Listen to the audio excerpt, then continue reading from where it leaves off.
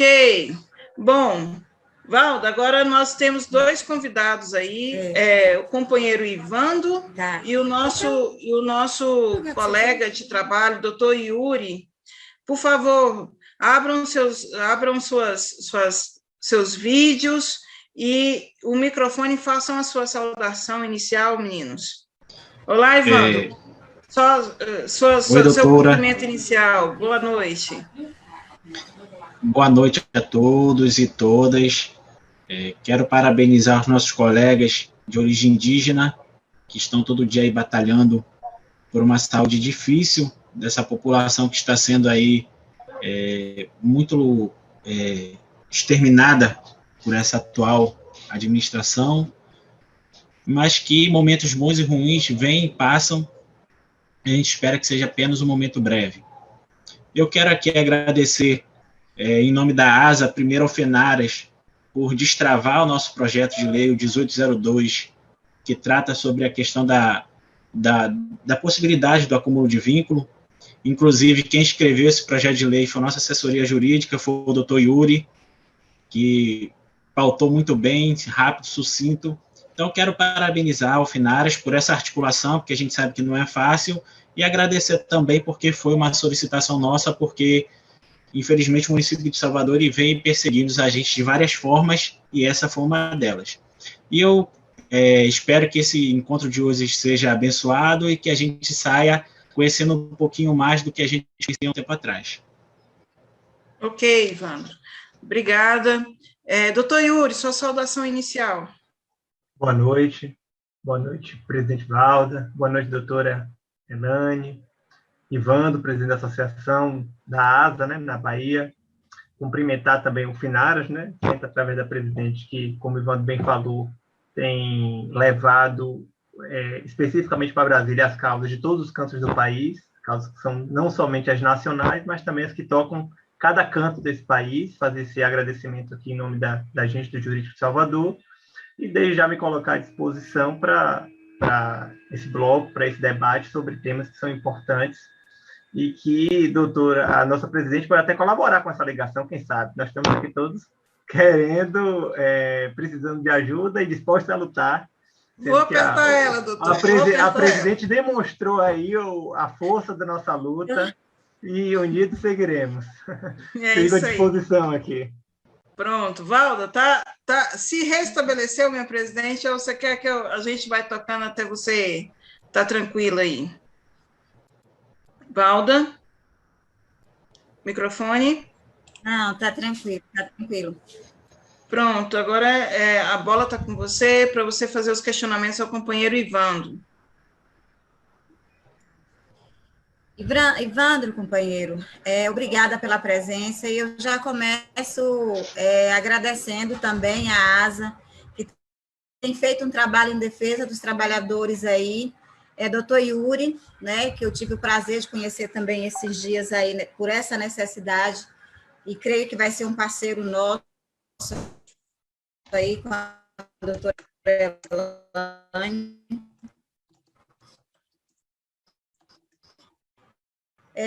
Mas, Ivandro, me fala um pouco, para todos nós judiciais, e como é que vocês estão vendo essa questão dessa resposta que aconteceu, e qual foi, principalmente, as tratativas que, na época, então, o prefeito de Salvador utilizou para não cumprir ou aplicar a nossa lei, né? Porque, na verdade, lei não se discute, lei se aplica. Então, como é que foi isso? Passa um pouco para a gente aí dessa experiência e faça uma narrativa, por gentileza, companheiro. Boa noite, presidenta. É um prazer estar aqui conversando contigo, conversando com os colegas. Olha, a questão do piso salarial é uma briga antiga dos agentes de Salvador. Desde 2014, quando a lei foi aprovada, a gente tem uma briga aí incessante com o município, no qual não reconhece a nossa briga aí pela efetivação do piso salarial. E a gente tentou de várias vezes negociar com a gestão, e a gestão sempre negando e falando que ela já pagava mais do que o piso salarial. O nosso vencimento base é de R$ 877, R$1,63. Isso porque a gente está no nível 4, mas se um agente comunitário, um agente de endemias, ingressar hoje na Prefeitura Municipal de Salvador, o base dele é de R$746. Então, o vencimento inicial da nossa carreira é de menos de R$750. Então, desses diálogos que vem ocorrendo desde 2014, o município de Salvador, ele estava eles falaram que não iria pagar o piso. E, inclusive, a gente tinha escutado de um secretário municipal na época de que, a depender dele, o município de Salvador seria o último município do Brasil a pagar o piso. E a gente foi tentando de todas as formas nas tratativas negociais, não teve jeito. A gente fez uma greve muito forte em 2015, a gente parou 40 dias, e a gente parou que o prefeito cortou o salário, a gente ficou sem receber salário, a gente manteve a greve por mais dias, mas, infelizmente, a gente não conseguiu o nosso êxito, que foi o piso. Com o fim de negociação, acho que só tem um caminho que a gente pode seguir, que é a justiça. E aí nós ingressamos com a ação na justiça, com o competente escritório do Dr. Jerônimo. Quero até deixar aqui um abraço para ele. O Dr. Yuri é um dos seus sócios. E com isso a gente ingressou com a ação judicial contra o município de Salvador. E a gente sabe, né, e eu não tenho nenhum receio de falar, que a nossa briga foi basicamente de Davi contra Golias, porque a gente estava ingressando com uma ação não contra qualquer um, mas sim contra o prefeito de Salvador, que era presidente de um partido, criado de uma família, de uma casta extremamente conhecida aqui na Bahia, que é a família Magalhães, né, que coordenou a Bahia desde a época desde a época que a gente se conhece por gente. E é muito difícil, porque a gente ingressou na ação na justiça, o primeiro grau negou o nosso pedido, mas a gente, com muito esforço, conseguiu reverter a decisão judicial. Para você ter uma noção, Valda, como que a briga era desigual, que enquanto o doutor Yuri e o doutor Jerônimo tinham que ficar lá mofando, né, na vara para poder falar 1 minuto, 2 minutos com os juízes da causa, a prefeitura levava eles para o auditório do Tribunal de Justiça, fazia um slide e começava a aterrorizar os juízes, a falar que se ele pagasse, a prefeitura ia quebrar, que não ia faltar dinheiro para a educação, que ia faltar dinheiro para a saúde. Esse discurso que a gente sempre ouve quando a gente vai negociar as pautas salariais com o gestor. Você sabe melhor do que a gente, que você aí cuida de um bocado de município.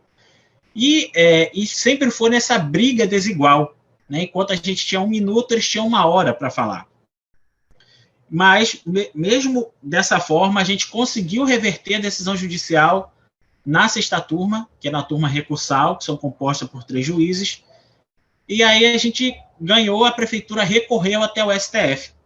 E aí, no STF, a gente tinha ganhado, né, com um ministro que decidiu favorável, mas depois de alguns dias, né, uns 10 dias, ele mudou sua decisão, e algo que a gente tinha ganho, ele começou a negar as ações judiciais. E aí a gente foi para uma segunda briga, que é solicitar para que o STF conhecesse a repercussão geral. O doutor Yuri, ele pode explicar melhor do que eu o que se trata a repercussão geral, não vou entrar nesse ponto, mas sim da importância. Porque, como a gente já tinha uma decisão negada do STF, consequentemente, em todas as instâncias inferiores da justiça, os municípios teriam uma decisão contrária do STF, anegando a negação do pagamento do piso. Então, de uma certa forma, querendo ou não, iria atrapalhar não só a nossa luta, mas sim a luta de todos os agentes de saúde do Brasil que ingressaram com alguma ação judicial contra o gestor que não cumpre a lei. E, dessa razão, a gente ingressou e a gente conseguiu manter a repercussão geral, que aí é a importância que a gente tem, porque a gente não pode se furtar do nosso direito e muito menos de procurar o Poder Judiciário. Porque agora a decisão do STF está o seguinte, se o STF decidir favorável, o Brasil todo sai ganhando, porque os municípios que não cumprem a lei, eles agora serão obrigados a cumprir por meio de uma decisão judicial proferida pelo STF. Então, a gente vê essa decisão com muito otimismo, né? A gente espera que os ministros mantenham o que vem decidido em outras ações semelhantes e que a gente logre êxito nessa ação e acabe de vez com essa discussão de piso salarial, porque é a mesma discussão que teve os professores e os professores ganharam, e a gente espera ter também essa mesma felicidade. Maravilha, Ivandro. A sua narrativa, ela nos traz aí muitas informações importantes. Primeiro, eu quero colocar para todos que estão nos ouvindo que a realidade de Salvador, ela é uma realidade que não é exatamente o contexto geral da Bahia ou dos estados do Nordeste ou do país. Nós precisamos compreender que existem prefeitos que cumprem a lei, prefeitos que já cumprem essa lei desde 2014, que, no caso específico, o prefeito da época, ACM Neto, deixou de cumprir, não foi a lei 13.708, foi a lei 12.994, que essa demanda não é de agora de 2018, já é a demanda de 2014, depois do piso de R$ 1.014. Doutor Yuri, está aí comigo?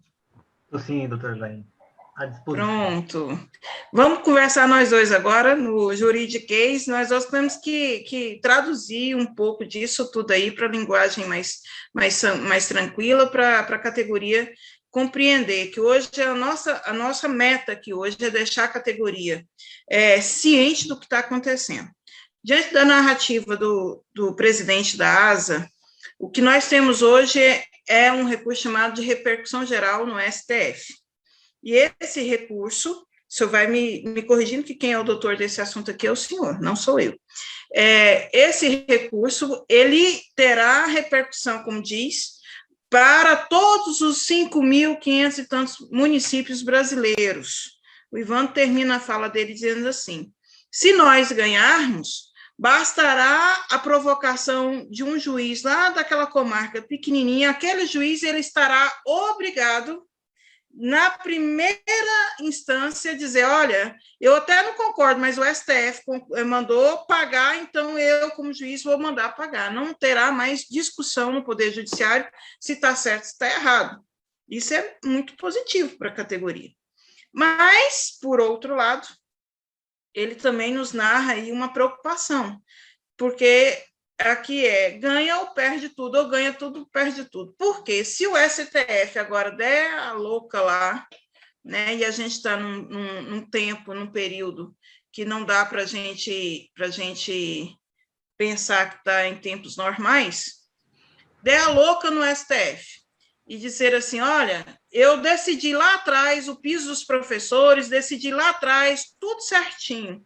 E aqui, como advogada da categoria há mais de 15 anos, eu vou dizer ao senhor, nós fizemos a emenda constitucional 63 e a lei 12.994 com base naquilo que os professores já tinham conquistado, inclusive no STF. Né? A gente discutiu isso sexta-feira. Então, eu quero pedir ao senhor, com essa narrativa, perguntar ao senhor como anda esse processo, qual é a sua expectativa, quais são as suas preocupações em argumentos jurídicos que a Prefeitura de Salvador, o prefeito ACM Neto, levou ao processo para dar aí motivos para o ministro Alexandre de Moraes dizer que ele tinha razão. Qual é o nosso perigo aí? Boa noite novamente, cumprimentar a doutora Elaine e a todos os agentes comunitários, agentes de combate a endemias e todo o público que nos assiste. Atualmente, realmente, a gente tem mais uma luta para a categoria dos agentes de saúde, que é uma categoria de muitas lutas e muitas vitórias, né? 2 emendas constitucionais, a gente discutiu aqui mais cedo uma terceira. Atualmente, uma dessas conquistas, batalhada na emenda 63, na lei 12.994, como a doutora Elaine falou, está sendo posta à prova. E é isso que aconteceu. Embora a maioria dos municípios paguem o piso pelo país, seja internalizando uma lei local, seja fazendo referência, né, à lei federal que estabeleceu o piso, ou então seja simplesmente pagando o piso porque reconheceu pela luta política local, existem alguns lugares em que não se pagou e, de forma justa, como o Ivan bem colocou, foi-se a justiça. O que nós temos atualmente é que o Supremo Tribunal Federal, o STF, reconheceu, essa foi a primeira parte do processo, reconheceu que o tema tem repercussão geral, que o tema é nacional, que o tema abrange todos os municípios. E, ou seja, julgou o recurso apto, ou seja, vai receber aquele recurso para estabelecer se o piso salarial da Lei 12.994, como a doutora Elaine bem falou, que já foi alterado, já estabelece aquela gradação do piso por ano, deve ser cumprido por todos os estados e municípios. E também se esse piso salarial se refere ao vencimento, como também Ivan, presidente da ASA, colocou a situação aviltante aqui em Salvador, mas se refere à remuneração. Se for o caso de Salvador, contabilidade da remuneração inicial também não é atendida. Então, atualmente, passado essa primeira etapa em que se reconheceu que o tema é nacional, a decisão que vir a ser tomada afetará a todos nós, a todo o país, em cada cantinho desse país, em cada município, em cada juiz, cada comarca, cada distrito vai ser afetado por essa decisão. Então, nesse contexto, que não tem contexto mais apropriado para a doutora Elaine ter inicialmente narrado a atuação do FENARAS, agora concentrado em Brasília, porque esse é o momento em que, mais uma vez, tal qual foi lá em 2006, com a emenda 51, tal qual foi lá em 2010, com a emenda 63, a categoria deve se unir mais uma vez para ter mais uma vitória. E o que é que a gente espera desse processo?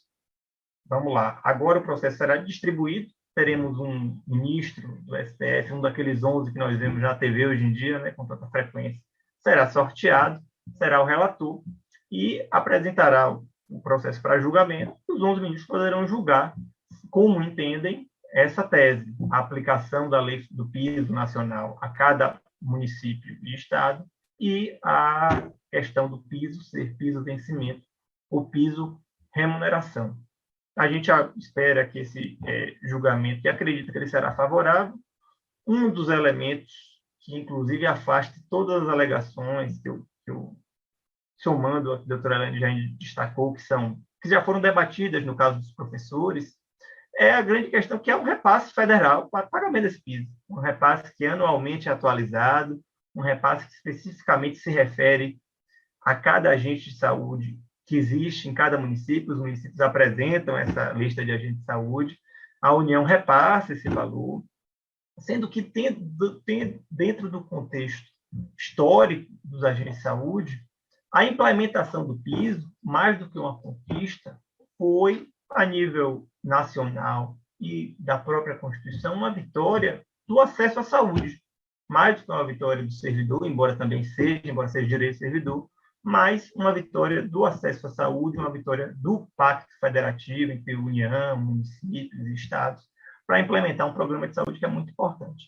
Nesse contexto, um processo que nasce individualmente de um agente de saúde e de cada agente de saúde de Salvador, ganhou uma repercussão nacional e terá agora a oportunidade de ter uma federação como o FENARAS já colaborando formalmente, como já se propôs a fazer, e a gente aqui agradece muito, ao mesmo tempo em que parabeniza, né, cada agente de Salvador que foi à luta, mais uma vez, indo discutir o piso, como a questão ganhou um destaque, uma abrangência nacional, uma federação que se propôs a colaborar dessa forma e está dialogando conosco a fim de que tenhamos, como eu disse no início, mais uma vitória, oriunda de mais uma luta, porque a gente de saúde é isso. A gente acompanha aqui no jurídico, é luta, é batalha, mas é sobretudo vitória. Caminhamos para mais um. Maravilha, doutor Yuri. Então, aqui, só para a gente compreender a narrativa, o que a Prefeitura de Salvador está questionando, primeiro, Pacto Federativo. E o que é isso, doutora, doutor? A categoria pode perguntar. Pacto Federativo é autonomia.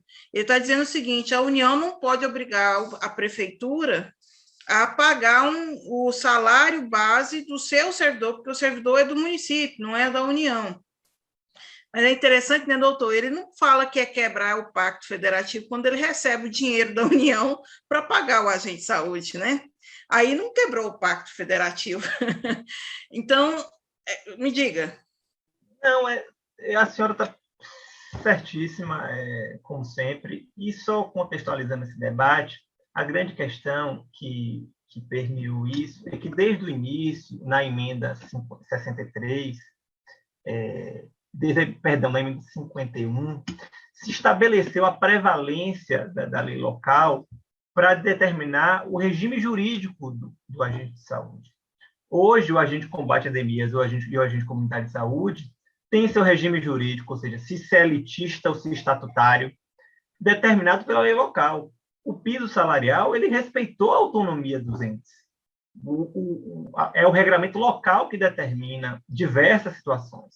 Agora, o agente de saúde, ele é uma profissão que não tem semelhante na iniciativa privada. Ela é uma criação do poder público para uma finalidade específica e demasiadamente relevante.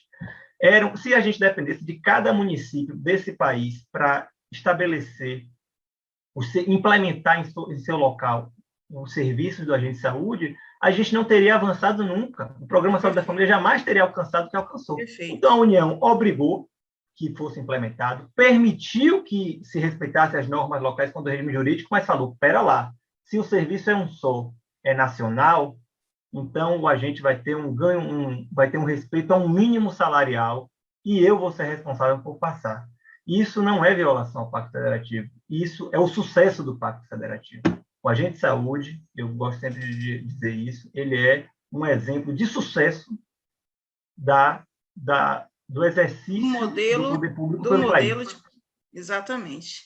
Doutor, o outro argumento é dizer, olha, se você não entender que é quebra do Pacto Federativo, então eu tenho o plano B. Isso é o argumento do município de Salvador. E o meu plano B é o seguinte, olha, se você disser, não quebrou o Pacto Federativo, então eu quero que o Supremo Tribunal Federal decida que o piso não é piso, o piso é salário bruto.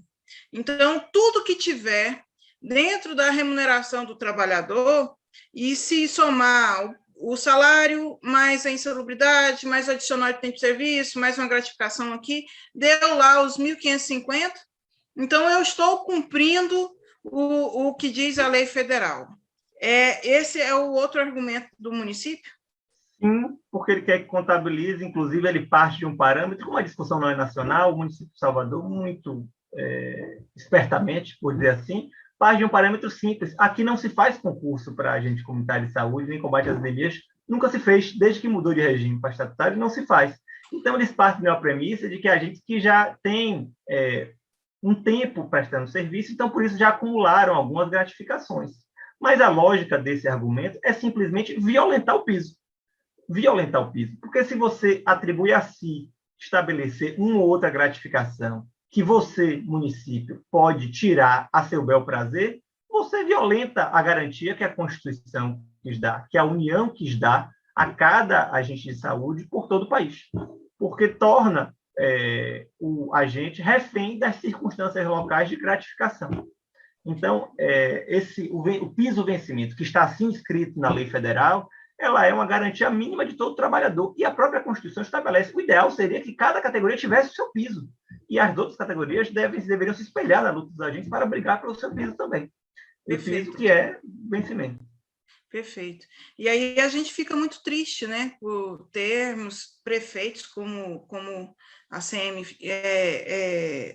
Neto fez isso aí em Salvador, e tantos outros prefeitos estão aí se assemelhando a ele, seguindo o exemplo dele. A gente precisa realmente cortar o mal pela raiz e nos unirmos nesse processo.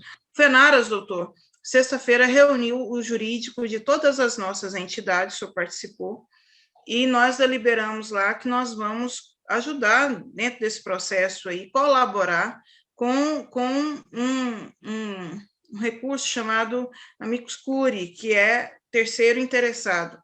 E qual vai ser o nosso papel nisso aí, doutor? Nós vamos, a pedido, inclusive por orientação sua, vamos juntar, né, a realidade do país, e aqui eu quero usar essa live para pedir às entidades aí das bases, o pessoal do Movimento Nacional da Federalização, para que a gente, aí num curto espaço de tempo, recolha o máximo de legislação municipal, leis municipais que regulamentaram o piso nacional nas suas leis municipais, nos seus planos de carreira, nas suas leis, seja de 2014 com a 12994, seja agora com o escalonamento da 13708. Por quê? Para a gente provar para o STF, né, que essa realidade de Salvador não é a realidade do país todo. E que esse questionamento é um questionamento de gestores que não valorizam a categoria, gestores que usam a categoria como massa de manobra política, que querem colocar cabresto na categoria e acabar com as nossas conquistas, desrespeitando a Constituição Federal e as nossas leis federais. Nosso papel, nesse ponto aí, como entidade nacional, vai ser de trazer essa realidade para dentro do processo que tão bem o senhor tem conduzido, e a gente tem muita esperança de que a gente tenha êxito disso. Embora eu confesse ao senhor que eu tenho muita preocupação pela influência política, né, que essa família tem no cenário nacional. Hoje é presidente de um partido nacional, então isso não pode deixar de ser colocado de fora. O FENARA já procurou o presidente da Frente de Defesa dos Agentes de Saúde, doutor Leonardo, pedindo, inclusive, para que ele também faça as suas movimentações, para que a gente também tenha acesso a colocar a realidade e os nossos argumentos, inclusive convidando o senhor também para participar dessas reuniões em Brasília com a gente. Doutor, o senhor tem mais alguma coisa a acrescentar? Não, acho que é só agradecer. A mensagem é sempre positiva e de mais luta e mais vitórias. Agradecendo essa intervenção, que também será no processo, como você bem explicou aí, o FENARAS vai levar um conhecimento nacional e uma proposta nacional de solução para a causa, que será em prol dos agentes de saúde, com certeza. A gente é que agradece. O senhor fique aí com a gente,